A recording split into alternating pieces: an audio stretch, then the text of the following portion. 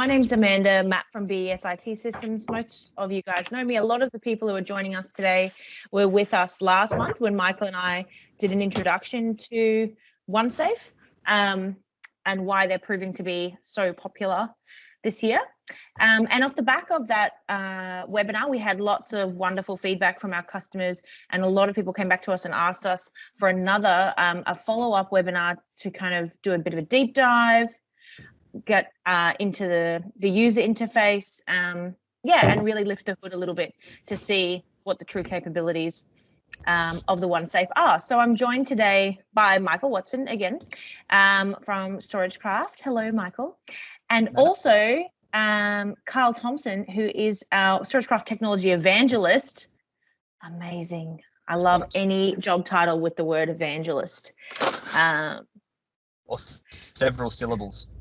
Yes, brilliant. So Karl, is a kick-ass pre-sales systems engineer and helps a lot when we're talking to customers around putting together bespoke solutions for them, and kind of, gets into that next level of detail with them. So we're very lucky to have Karl with us today.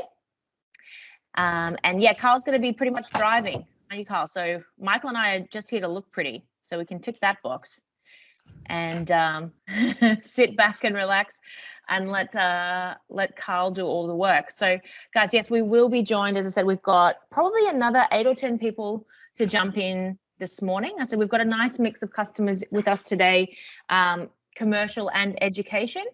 But what we found, Michael, I know when we've been out and about, is that whether or not it's a commercial business, an education business, a non-profit business, a lot of the storage challenges that companies are coming across are the same, aren't they?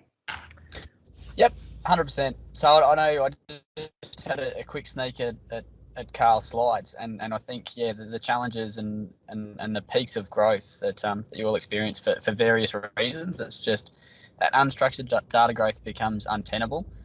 Not just from a storing perspective, but from a backup, from a DR, most importantly, from a recovery perspective too. So similar challenges, various verticals, but a very, very simple solution that can address a lot of needs. So we're excited by what we see here, and certainly with Karl presenting what you'll see today. There'll be a little bit of framing around the solution, a whole lot of how it works, and then into the demo side of things. So, mate, I'll jump out of it and just throw myself back on mute, and Karl, have at it, I believe.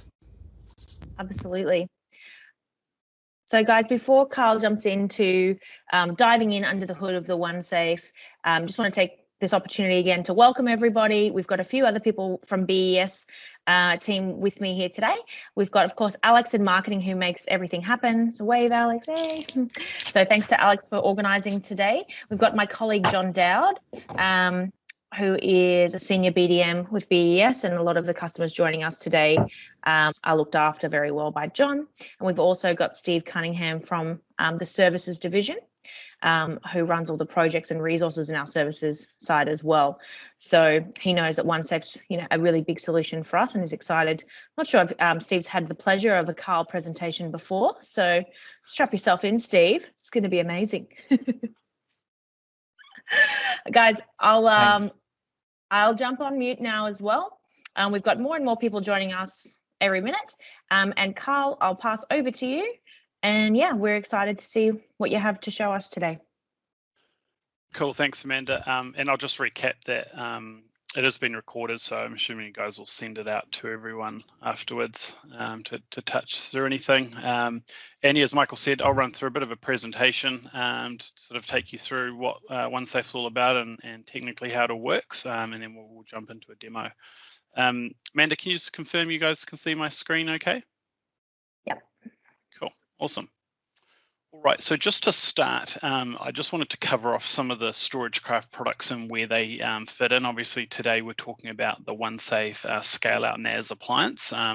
We do have our ShadowSafe software, which is available for data protection of physical and virtual workloads. I'll talk briefly on the integration that has with OneSafe, but OneSafe can be used for many things. It can be used for other backup products. It can be used as a file server.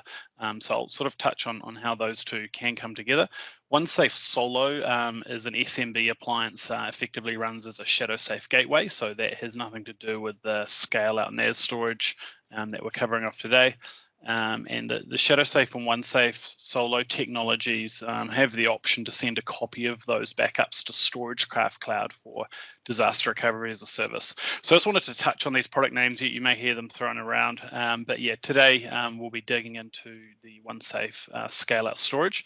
One of the things that we can go to market with OneSafe is a fully converged backup and disaster recovery solution. So by converged, effectively what it means is you're buying OneSafe with unlimited data protection. So it's all integrated, it's all managed in the same pane of glass, you know, backing up and instantly recovering your virtual and physical workloads. And sometimes there's a dual use case there where people are offloading their file servers and leveraging the OneSafe as a backup target, and that's really that growing sort of pain point that you know, address in one pool of storage. So yeah, without further ado, I'd like to take you through OneSafe and what benefits we can do for you. And the big thing really starts with addressing the problem that we're seeing in the market. And Michael's going to give us a little bit of insight as we go along here, but really addressing the growth in unstructured data and not having to do forklift upgrades, which sometimes are too costly or too prohibitive to do or too disruptive, but also being able to scale out. Like, you don't know what you might need in 1, 3, 5 years time. And you only need so much right now. So, you know, when we talk about scale up, there's only so many hard drives you can put in a chassis before it's full, and, you know, having to pull that away and get another one becomes disruptive. But yeah, also including enterprise features like dedupe, compression, encryption, and replication, the flexibility of bringing your own disks if you don't want to bundle them from us. And yeah, giving that protection from, you know, sudden increase in storage without having, you know, to put in significant cost to achieve that.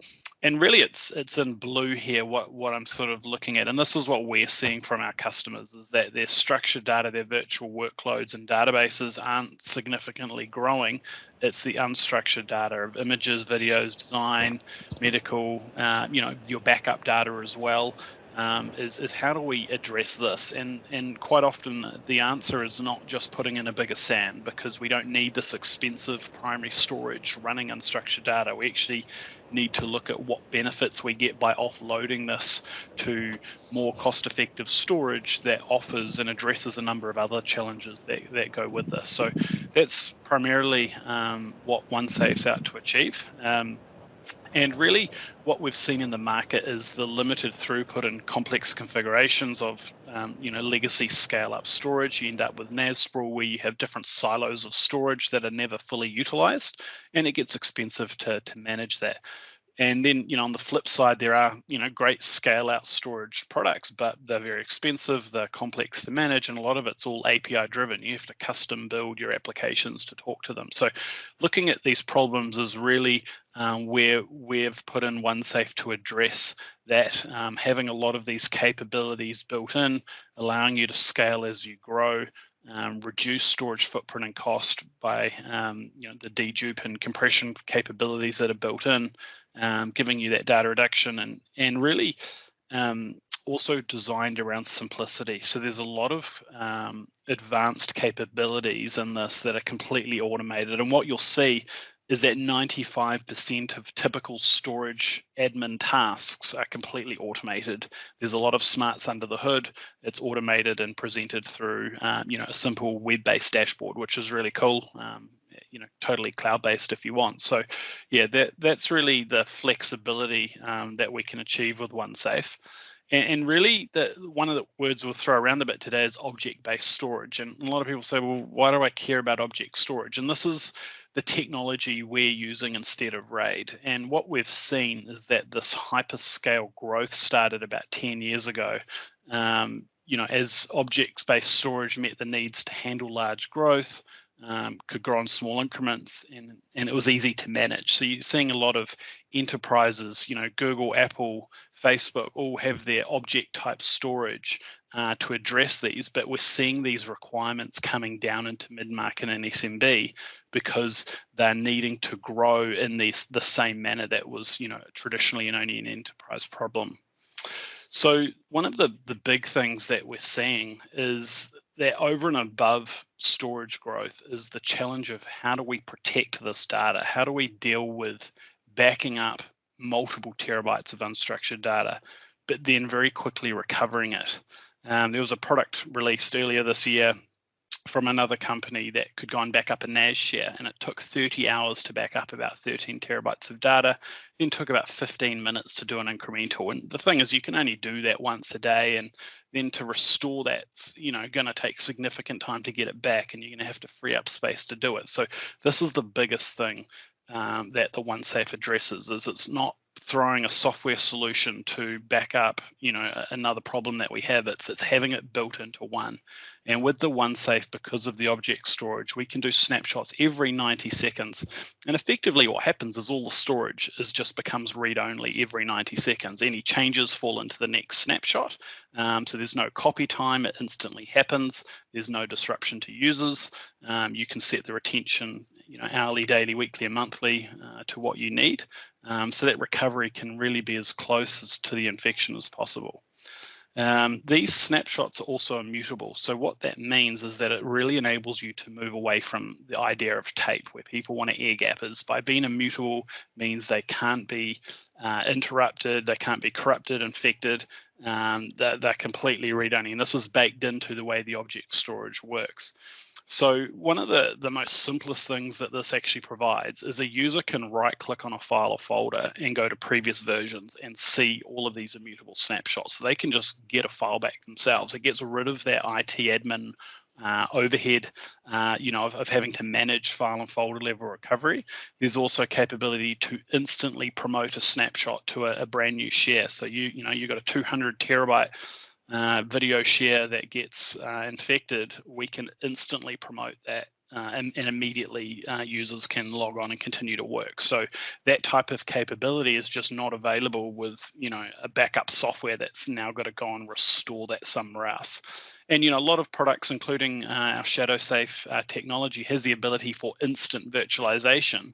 But when you're talking hundreds of terabytes, the backfill, of course, is going to take significant time to go and pull that data across. And the performance is not optimal at that time either. So this is really the biggest capability and benefit with OneSafe. Michael, can I just bring you in here? I mean, what are you sort of, you're finding this success in Queensland a lot around this type of technology. That's a big challenge that people on the first instance are looking to address in a storage solution. Yeah, that's right. So just touching on your point there, Karl, so what we're seeing a lot of is some software that's doing an agent-based protection or host-based protection for those VMs. And then offloading that file data or that unstructured data to a single appliance, and certainly using that as the platform for file sharing, be it a OneSafe. The other thing we're seeing a lot of from an education perspective and in corporate land is using the appliance to be that endpoint target. So hey guys, look, we've got our infrastructure, we're in play, we're good, right? But we do have a problem around longevity of backups and security of backups, right? So in that scenario, we're seeing the product be used for that storage endpoint and that backup target to ensure that everything's secure. For a little bit more corporate oriented, we're seeing probably a second device show up in an alternate site, so that there's two devices mainly built for a prod and DR kind of scenario, and then in those sorts of cases, we're seeing backups being put onto it, we're seeing files being put onto it, and everything being protected and replicated across site for protection. So yeah, we're seeing that not only just in Queensland, but in some of the stuff that we've done with mining companies like Saracen and also U Foods as well, who are local up here in Brizzy. So the catering company or new food processing company.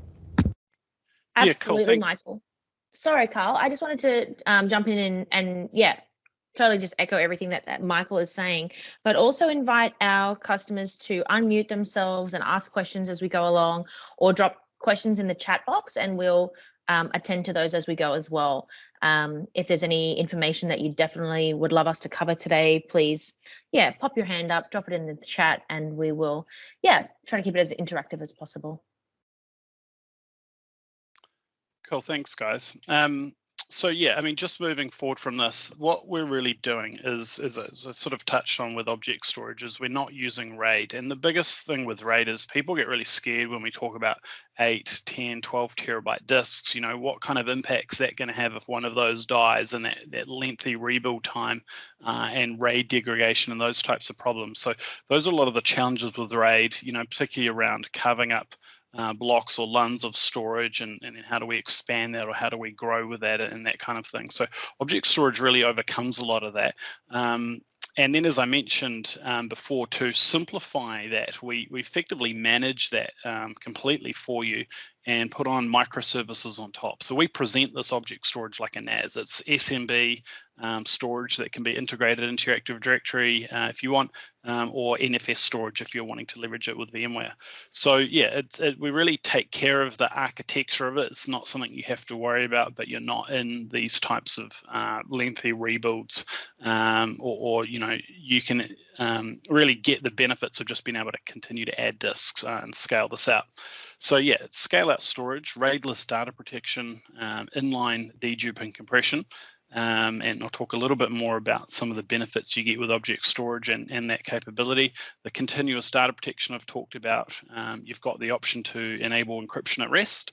And you've got comprehensive disaster recovery with the multi-site remote replication option. Now, the way it works instead of RAID is you've effectively got fault domain protection. So you protect against a number of drive failures, and then if you're adding additional nodes, we can protect against entire node failures, and it's all dynamic. So if a node fails, or you know, a disk fails, it recovers without you having to do anything. You don't need to go and replace the disk right away; it'll self-recover. And with object storage, it's doing these scans. There's a lot of tasks that run in the background, but it gives us a lot of resiliency and protection against things like Uber and bit rot that you can see crop up in other technologies. And really what we're getting is capacity and resiliency with zero configuration dynamic object placement, optimizing the fault domain protection that you choose. So I'll talk a little bit about that in terms of how that comes together. But if we look at it from a simplistic view, you've got a file represented by this grey bar, whether it be a backup or a document that's getting saved. As it comes into the NAS, gets divided up into objects automatically. They get compressed and deduped. So all of this happens in line before it hits the disk. And one of the things with object storage is that there's no rehydration. So when we go to recover this file, it doesn't have to go and rehydrate, and you don't have this big performance hit trying to get the data out. And that's, you know, something that generally happens with RAID, is it's a secondary process that does the dedupe. With object storage, we get the advantage that it streams back out at the same speed, and then we distribute it. So as I mentioned, it's either 1 or 2 copies. Now, generally with spinning disk, you're going to want to have 3 copies of all objects to give you protection against 2 drive failures. With the SSD model, generally most people just protect against 1 drive failure. So we've got 3 here, and then when it gets distributed, you'll note that the objects go randomized across all of the disks. So we don't put 3 objects onto one disk. We don't we don't fill up one disk and then the next. So it gets distributed evenly across all of the disks or all of the nodes in the cluster. In the event that a disk dies, because there's 2 other copies spread across all of the disks, it doesn't need to read every disk to recover this. In fact, there's already 2 other copies somewhere else. So there's 0 performance impact right now. What it will do is a rebalance. So this just happens slowly and quietly in the background, and we'll just make 3 copies of everything again amongst the other disks. So it has no impact, generally takes a 20th of the time compared to some sort of RAID rebuild type activity. So a very fast and efficient way to deal with that, and the disk hasn't even had to be replaced.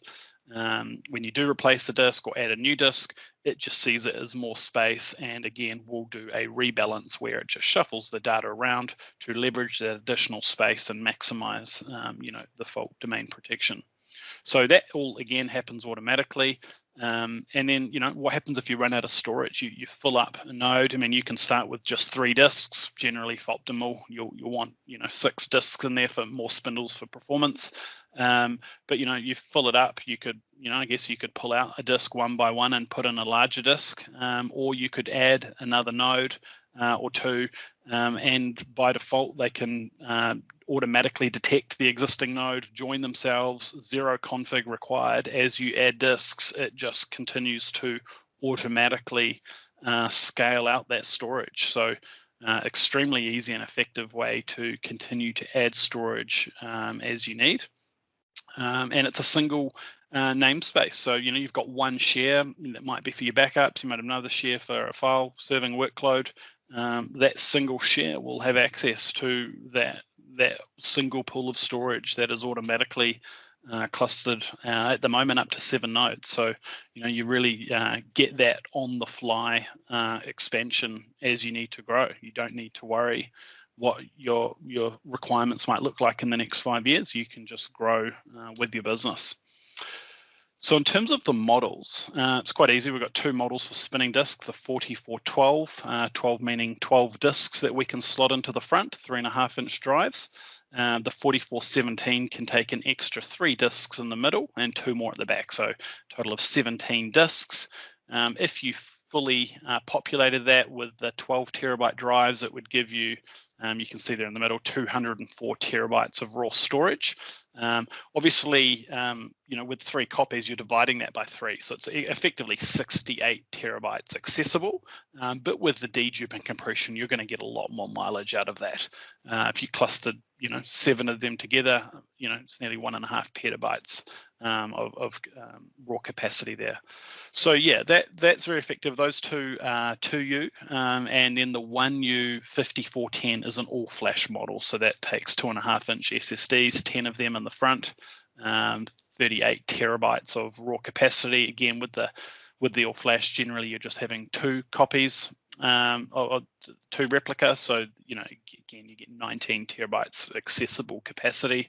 But yeah, generally the all-flash is designed for VMware workloads for running VMs of around performance can hit up to 30,000 IOPS. Most backup and unstructured data is generally on the spinning disk models. Now, these are all Dell PowerEdge servers, so we can offer next business day or 4-hour on-site global support from Dell for that. They've all got dual hot swap power supplies. You can mix and match SAS or SATA disks, different types, different sizes, and they've got redundant networking capability in there, which I'll run you through in a second as well. So yeah, as I sort of suggested before, for primary storage, the 5410 is, they're all in fact VMware ready certified. But yeah, this is the performance for running VMs. Spinning disk, less performance, but certainly very well suited for file serving backup targets for unstructured data. And you've got capabilities across whether you're using it with our backup solution or wanting to replicate from one OneSafe to another with the offsite options. Just taking a look at the back, or actually the front and the back here, we've got at the top there, this is what the 4412 looks like and the 4417 from the front. They all include the drive bays, so you're ready to go and add your own disks in if you want. The 4417's got an extra 2 disks in the back plus 3 more in the middle. They're all hot swap. And then down the bottom here, we've got an iDRAC lights out port. You won't generally see this riser card unless it's one of our POC units, but basically what we've got is 4 ports on the board. So these ports are either SFP Plus or Base T. You choose that when you order them. There's no price difference. That's what's included. With the POC unit, we put both on so that it's ready to go for anyone. And then you've got 2 hot swap power supplies there as well. Now, the thing with the networking, how it works generally, best practice is you've got 2, that's all 10 gigabit Ethernet, by the way.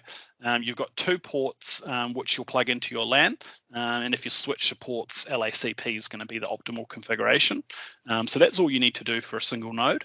If you buy a second node, you can add in increments of 1. You don't have to go straight to 3. You can just direct connect the second node into the other 2 ports plus also the first 2 into the LAN. And this effectively becomes port group 1 for the inter-cluster communication. So any rebalancing between the drives is all done on a separate port group and can be direct connected.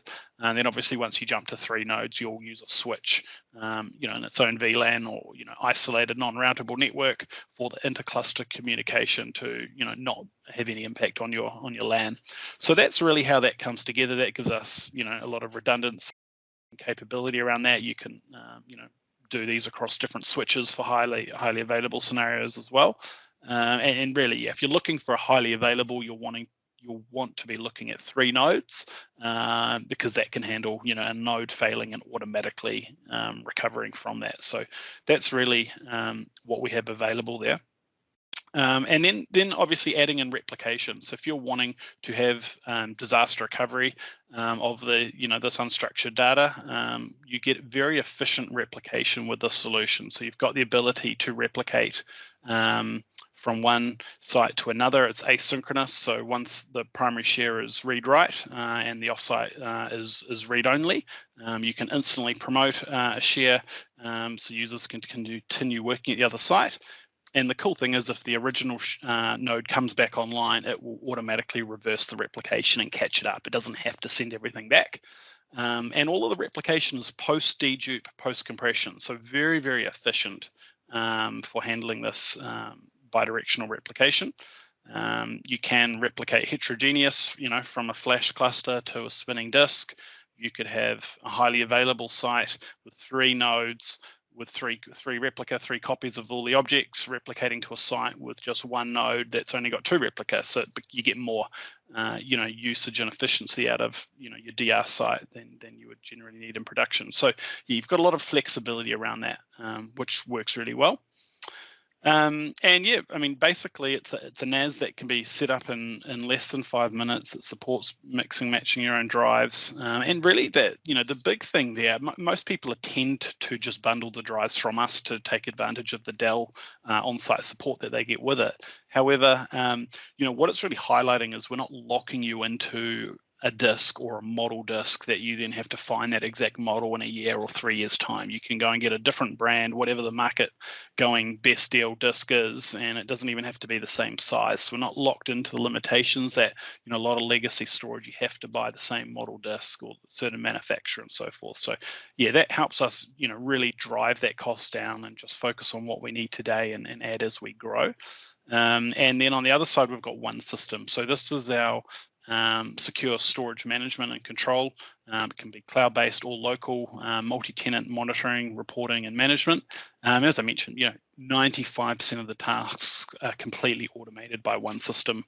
They don't require, configuration, to add disks or add another node or, repair from a drive failure and that type of thing. So, yeah, really cool. And obviously, this is what I want to take you through and demonstrate to you.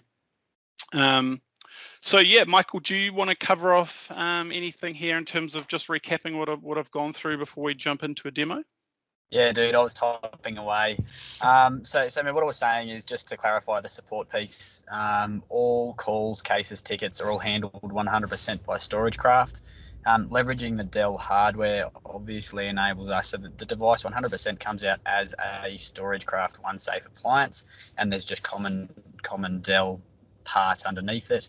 The service aspect of things from our side of things, with Dell being there, we leverage their hands and feet across the world. So we've had with some customers with Bez, we've got these devices in Fiji, in Brisbane, in Papua New Guinea as well, in a couple of places there, and so we're able to obviously tailor the SLA to where we can get it to, being 4 hours on next business day, but all support calls are through the StorageCraft service desk as well. That's the only thing I wanted to add. You're covering off the challenges really well. I'm pretty keen on seeing the reactions and some thoughts and some input from everybody and what they want to see with the interface and what it means with this kind of zero setup stuff and how easy it is. Yeah, cool. I think you covered off a couple of use cases earlier. The big things, in particular where people are getting the most effective use out of a OneSafe, is generally sort of the dual use case scenario of file serving consolidation, data archival, but also a backup target, right? It's offloading that expensive file server off your primary SAN to give you more life out of your SAN, and then consolidating your backup workloads. And that pool of storage is serving, generally your biggest challenge of growth. So yeah, that's really where it's getting positioned in the market. So we've got a lot of different case studies online around that.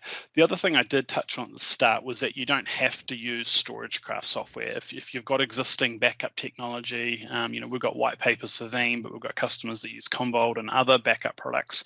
It's a great solution because, again, you're getting the benefits of the global dedupe and compression that's on the appliance, which is really cool. So yeah, look, without further ado, let's jump into a bit of a demo. I've brought up here OneSystem. So this is I've done a private install. So this is a VM that I'm running in my environment. You can run in VMware or Hyper-V as a private deployment, or you can leverage our cloud OneSystem. So as I mentioned, OneSystem has the capability for our shadow-safe data protection technology. So if you've got VMs, physical servers that you want to back up, then that can be all managed from here as well.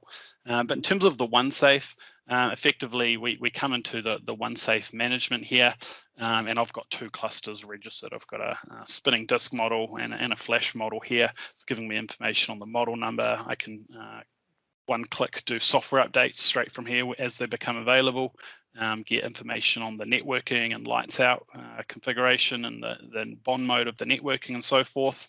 I can actually jump straight into the node to do advanced configuration on this just by clicking on its IP there.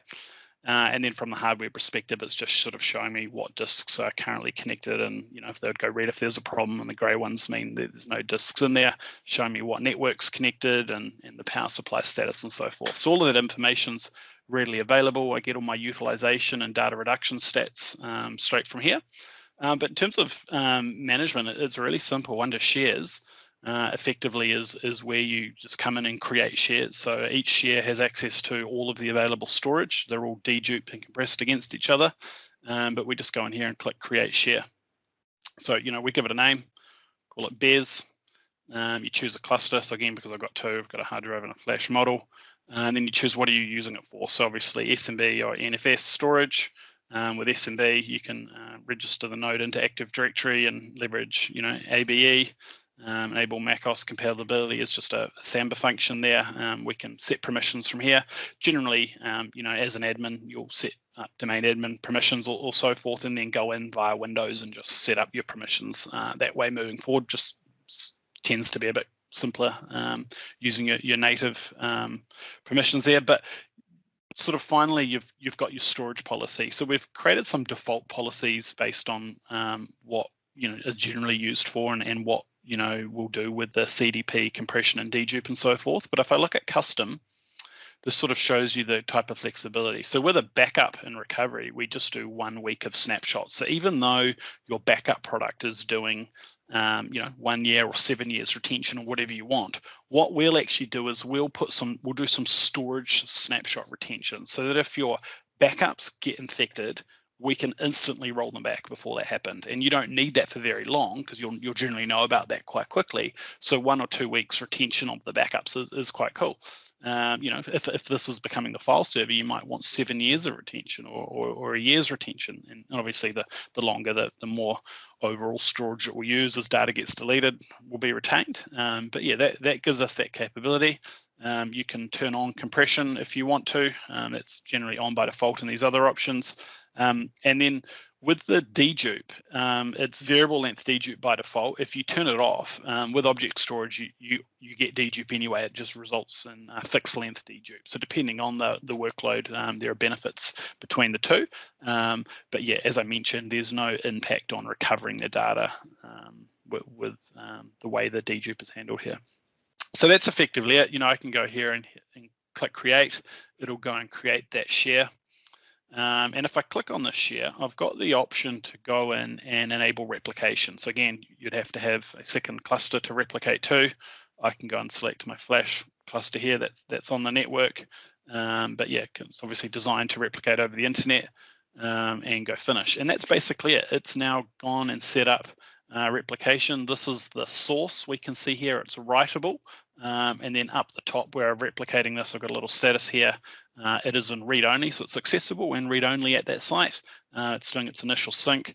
And once it's done that, you'll see the RPO of where this sits. I'm looking at this media share here, which is both currently sitting at 12:36 Sydney time of the last replication. So that happens in real time, and it'll update here to show us where it's currently at. So yeah, it's really as simple as that.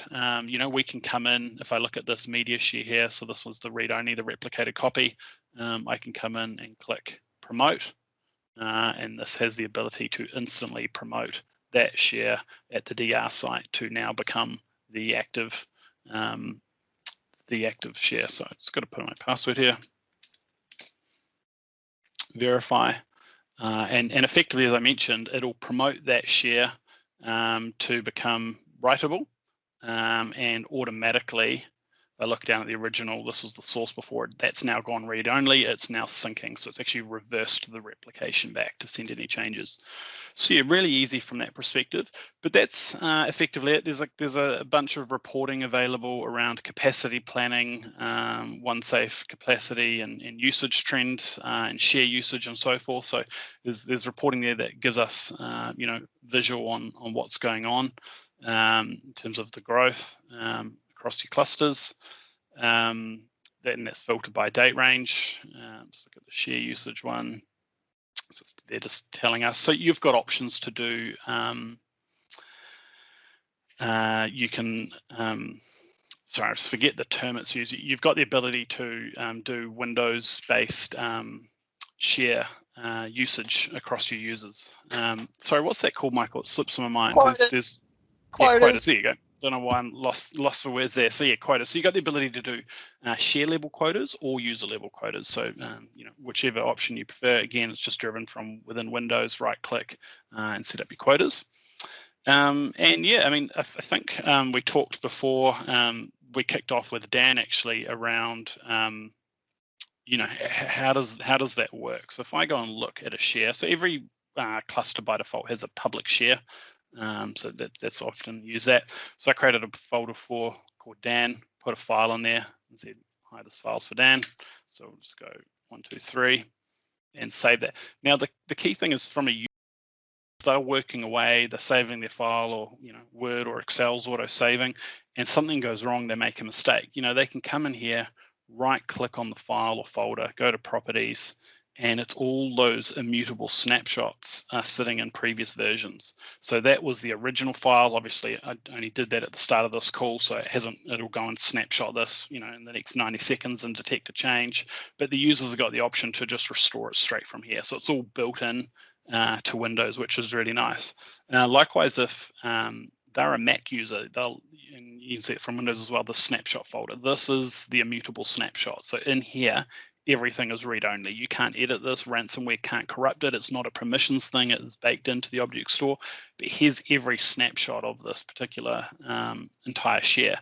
And you can just browse this like you're browsing the original. So you can go in and you know, just drag and drop, copy and paste out of here. You obviously can't edit anything in here. It is completely read-only. But this is, you know, a way for Mac users or, you know, someone to browse the entire share at any given point in time. So yeah, very easy for file folder level recovery. We do also have the capability to instantly promote any of those snapshots to a whole new share.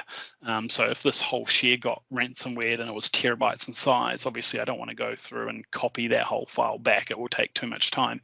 So we can instantly promote the share. At the moment, it takes about a minute to go through a command line and actually do that. It's in the user guide on that process. We are actually bringing that into OneSystem in the coming months. So currently it is a command you run to promote.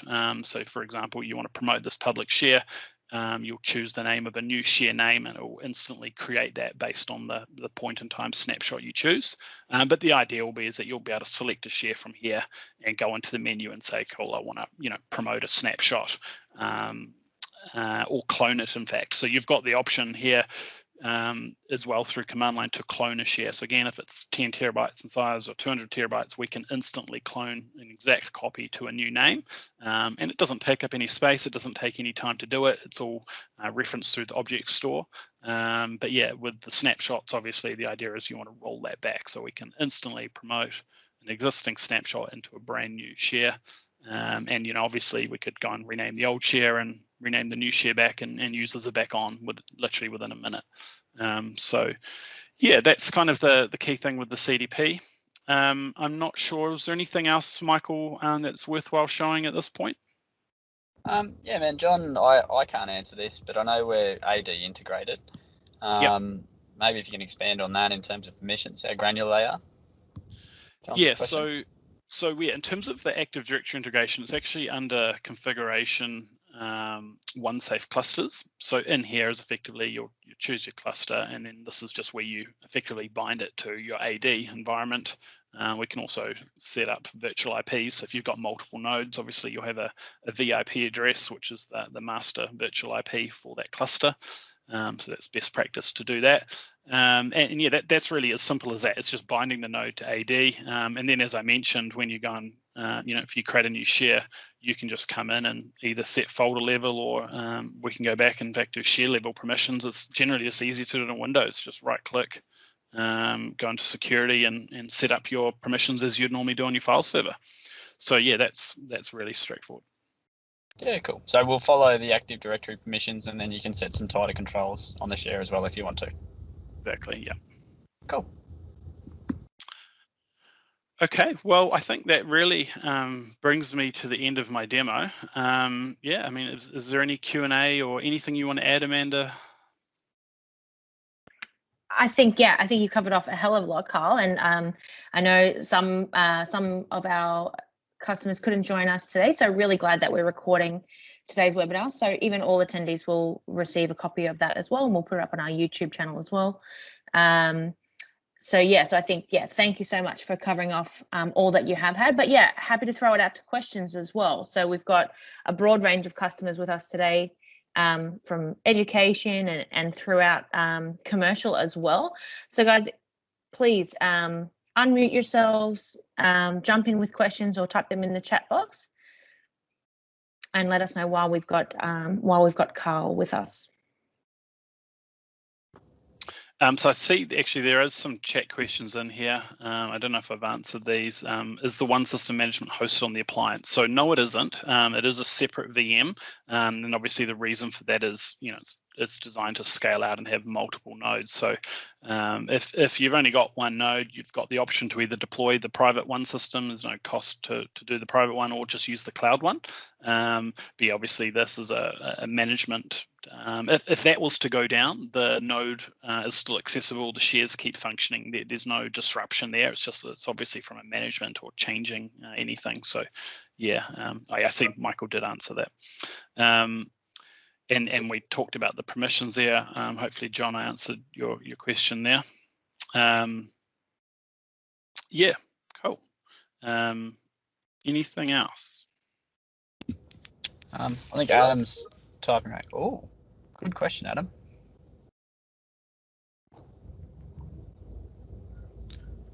Are there any file level logs? So we have auditing. So, well, okay, I'll just explain that again. It's confusing because we're actually just in the middle of this. So we used to have auditing in the latest versions. I think over the last year, roughly, the auditing feature didn't come into the new release, and they're building that with a time frame of January to have that back. So they've just gone for a more enterprise approach to auditing. We used to effectively store all of the file logs accessing in OneSystem, but it doesn't scale. And what we've found is a lot of our larger customers particularly wanted to leverage, their existing logging type servers or capability. So yeah, we're just sort of changing the way the auditing and logging happens and how we can scale that for environments that want to make use of existing auditing type capabilities. So yeah, that is a feature that's coming back in very soon, just with a bit more capability. So it's gone through a bit of a redesign. yeah, if that's a requirement, we'll have that So, very soon. so the approach there, Carl, is the output of every, of every file access, all those sorts of things, instead of us capturing that, storing all that stuff, bogging down our, globally hosted OneSystem infrastructure. The intent is to be able to pass that to like a Splunk or a log capture device, and then that can be mined from that, rather than, is that the modern architecture that you're talking about? Yeah. Okay. So if that's of interest, Adam, we can sort of capture more information from our product management on what they're doing there and what capabilities will be. But yeah, we'll definitely do that. I'll chase that up as well. And also, Carl, with the snapshotting process as well, with Dan's file going through the 90 seconds, I know there was, looking at previous versions, that's been a question of a few people who have been on the call, is just looking at the ways to access those previous versions, which we've done as well. Are you able to toggle over to maybe this is Dan's file, and then the 1, 2, 3 change, the two things? I don't know whether that's worthy, Dan, whether that's what you wanted to see as part of this process. I'm going to pick on you, Dan, to jump off mute, mate.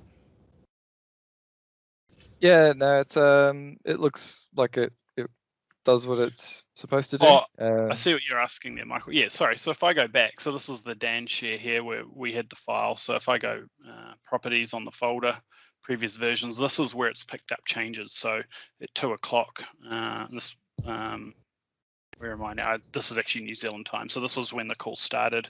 If I open up this file, this is the original, links back to that snapshot folder there. Sorry, it's just popped in my other window. So that was before I added the 1, 2, 3, from saying that 46 minutes ago, and then I can go back down to more recently, double click. So, it's just stupidly easy to go in and see the revisions. We can just copy and paste it, save it somewhere else, whatever you want to do. So yeah, that's kind of a demo there of a change and being able to quickly get back. So, I think the big thing, is it's immutable. The users can do it themselves. It cuts down on IT time, and it's, allowing them to do it at a folder level and search that and so forth as well. Yeah, I suppose the next thing I'd like to see is the terabytes of data restored, promoting a backup image. That'd be great to see. Yeah, I think we've got a recording somewhere of it, or I'll do it. I just probably need to go and chuck terabytes of stuff into a folder to make it look cool, right? So yeah, we'll come back to you on that one. It's pretty easy to do and very fast. It's effectively it takes the same seconds as this to do it. You just need to have the command to run to do it. Yeah, cool. So what I might do is, there was a case study that you raised. Oh, sorry, not a case study, but a use case that you raised there, Carl, where it was file store, file archive, and a disk-based backup target as the one case. What I might get you to do is, because I'm pretty sure we'll send this PowerPoint, is just attach the Karl Thomson case study to this one as well, that Amanda and the team worked on, because they're in effect using the device for exactly that. So local file store, backup replica of the file store, as well as a disk-based target for SPX backups as well. So using it for those use cases, just to add into the presentation as well. Dan, we'll find that presentation with a few terabytes and just promoting a share to show what that is, right? So that when one is basically it's been munted by crypto or something similar, then showing the promotion of another share, and terabytes or 500 gig will show that process. I think Amanda, I might pass to you there. I just saw you jumping along. Cool. If we can find that clip, if that demo's already been done, then we'll send that along to all attendees as well, because I'm sure that'd be something great for everybody to see. So that would be very, very cool. Very, very cool. But yeah, certainly I think, and we'll send along the Karl case study as well. I know on the StorageCraft YouTube channel, there's a clip of Maddie Kolker from Karl talking about their solution and how happy they are. And yeah, it's a great use case to look at, because everything that you can use a OneSafe for, they do, which is great. And I know a lot of the customers on the call with us today are those who, are looking at this solution to add to their architecture, shortly. And so we hope that the extra information and demos that Karl has done today have been helpful for you guys who are looking at this solution for the short term, but also you guys who are just sort of exploring this as a new technology and something to consider for the future as well. So yeah, we'll certainly have a lot of information coming up. We'll send out the recording of this webinar. We'll send out, if we can get the link to show that restore as well, and also some relevant case studies too. So if there aren't any other questions, we will wrap up. Thank you so much, Karl, for your time today. You're welcome. Thank you. And thanks to Michael as well. Thank you guys for your time. Thanks to everybody who joined us as well. We know that it's a busy time of year, so it's awesome to see everybody taking time out of their busy schedules to have a little mosey at this very, very popular technology. So again, my name's Amanda from BES as well. So I link a lot of you guys. My customers already have my contact details, amanda@bes.com.au. We've got John Dowd here as well. So he's john@bes.com.au. We've also got Peter Black. He's peter@bes.com.au. And David Halliwell is with us as well, who's dhalliwell@bes.com.au. So we've got lots and lots of touch points at BES. If you'd like to learn more about this StorageCraft solution or any of the products in the StorageCraft portfolio, please reach out. We'd love to have a chat with you about how it might fit in your environment. Thanks, everybody. Thank you. Thanks, guys. Thanks for having us. Thank you, Amanda and the BES team, for putting it together, and look forward to chatting to you all again soon. See you next time. Thanks, guys. Bye.